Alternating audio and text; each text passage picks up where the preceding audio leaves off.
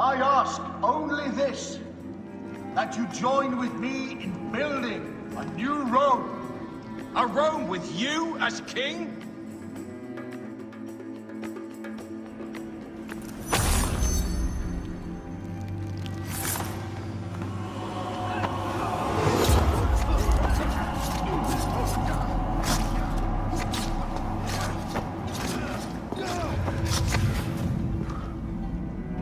You too, my child.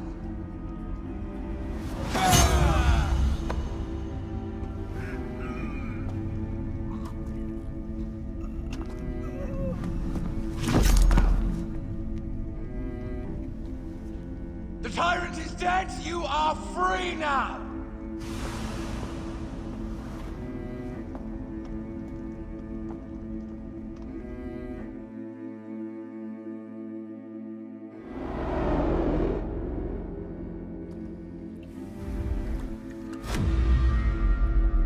Do I know you?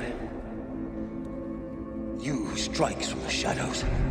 The same fate will come to all despots. In the end, it is impossible not to become what others believe you are. Was a god! There is a new creed now. Yeah! Rome is eternal! She will never fall to you or your kind. Freedom is not given, Caesar. It is taken.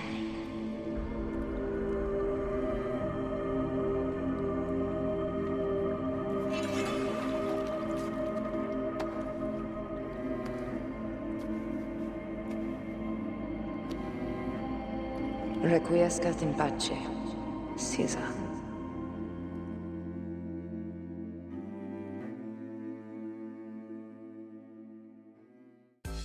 Welcome back, guys. You just saw a little bit of Assassin's Creed Origins showing you their rendition of how Julius Caesar was assassinated. So, with the assassination of Julius Caesar, that leads us to the formation of the Roman Empire. Something to note, Julius Caesar is not the first Roman emperor. That goes to his nephew, Augustus Caesar. His original name was Octavian, but he changes his name in honor of Julius Caesar. So Julius Caesar is dead, he's assassinated, and what happens is there's a second civil war. Augustus Caesar defeats Mark Antony. He was one of Caesar's closest allies and a fellow general, and Mark Antony goes and seeks out help from Cleopatra in Egypt. So Augustus Caesar defeats Mark Antony in this second civil war, and he becomes the first Roman emperor. So that sounds bad because, you know, the Romans have lost their democracy, but it wasn't all bad in the beginning. Augustus Caesar was a pretty good emperor. He wasn't a tyrant, and a lot of good things happened under his rule. And then later things kind of fall apart. So the empire is unified, it's bigger, and it's using imperial authority in the military to control things and make things better for the everyday people. But one big problem is, we learned earlier about hereditary rule. The empire does not establish any type of hereditary rule, so they have a problem with peaceful succession of emperors. So this released SOL question talks about the formation of the empire. So you have an information box that has 4 events. It says assassination of Julius Caesar, the defeat of Mark Antony, the formation of the first triumvirate, and Augustus becomes the first emperor. So when you look at all 4 of those events, we know Augustus becoming emperor is the last thing that happens. So it says which list places these events in chronological order, meaning what happened first, second, third, and fourth. So I'm not going to lie, what I do is I just look.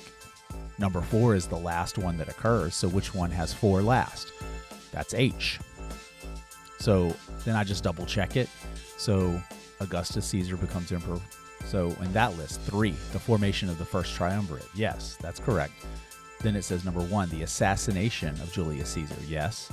Then it says number 2, the defeat of Mark Antony. Those are in chronological order. That is correct.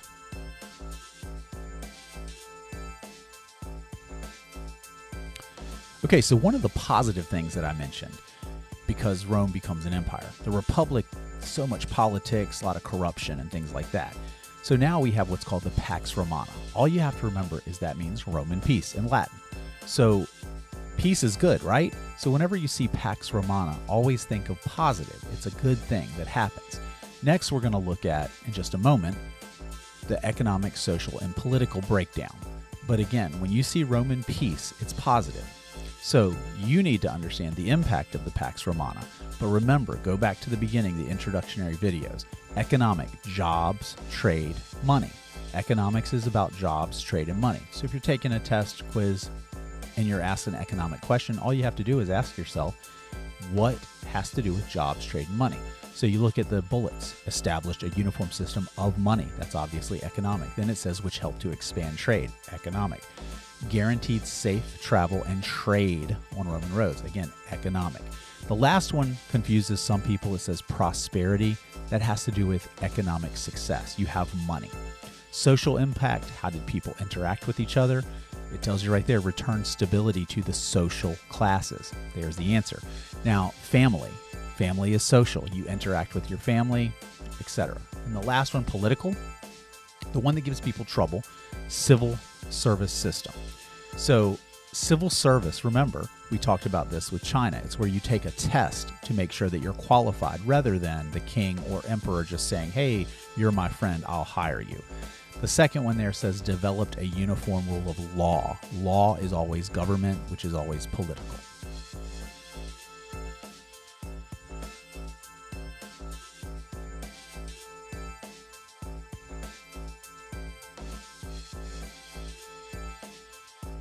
So here we have an example of a Pax Romana question. So there's no graphic, so I automatically go look at the 4 answer choices. Cultural decline, economic prosperity. We've talked a lot about economic prosperity. Remember, prosperity is good. Then it says political conflict. Yeah, there's been some political conflict for sure, but we'll get back to the question in a second. So after we look at the answer choices, look at the question. One characteristic of the Pax Romana. That's positive, so B is your only appropriate answer. Another Pax Romana question. It's a chart. So completion of a vast road network, question mark, significant growth of trade. So which action best completes the diagram? So we have control of price levels. We didn't talk about anything about controlling prices. Adoption of uniform currency. Definitely. Everybody has the same money. It makes it easier to trade. So G is a possibility. It's a positive answer. H says the prohibition of money lending.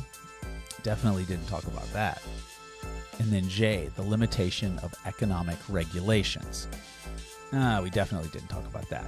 So looking at your choices, the best answer is the adoption of uniform currency because we specifically have that in the notes regarding the Pax Romana.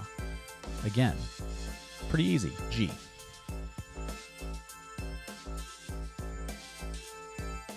Okay, we're almost at the end of Rome. So now what happens is there's a division of the Roman Empire and the decline of the Western Roman Empire. So that sounds complicated, so let me explain. The Roman Empire is huge. Remember the map you saw? It surrounds the entire Mediterranean Sea. So the Roman Empire was too big to defend and to administer.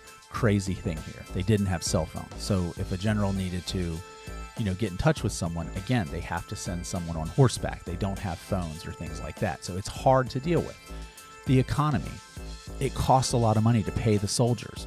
And there's inflation. Money is worth less. We deal with that today. Next, it says military, the increasing reliance on foreigners to serve and lead the Roman army. So now you have people who are not loyal to Rome, but they need them because they're conquering territories. Imagine if a country conquered America and then asked us to serve in the military. We probably wouldn't be too happy.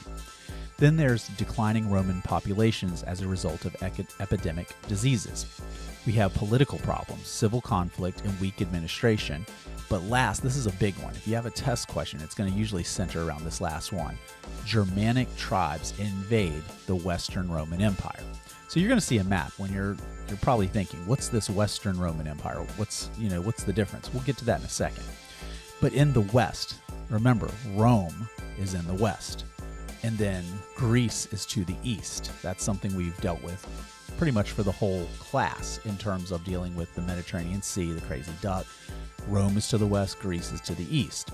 So these invasions, Germanic tribes, they start pecking away at Rome. Rome doesn't decline quickly. It takes a long time, hundreds of years of slowly being pecked to death by, it's almost like dying by paper cuts.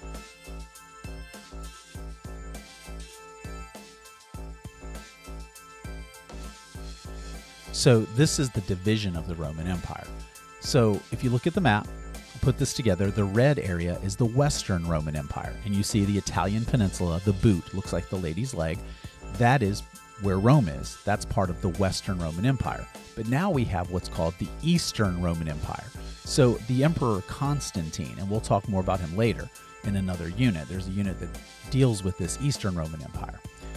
He basically establishes two separate capitals. He keeps the capital of the Western Roman Empire as Rome, and then he makes the capital in the east, a city that used to be called Byzantium, but he changes the name to Constantinople after himself. Now today it's called Istanbul, but again, we'll talk more about that later. So the Western Roman Empire has some problems. They don't have as much money. The Eastern Roman Empire is richer. They have more natural resources. So where Germany is today, these are Germanic tribes. These people come in and gradually start attacking the Western Roman Empire. And over time, the Western Roman Empire disappears. There's no more Romans. And then later, the Eastern Roman Empire, it keeps going for another 500 years. And today we call that the Byzantine Empire, but to them, they were just Romans.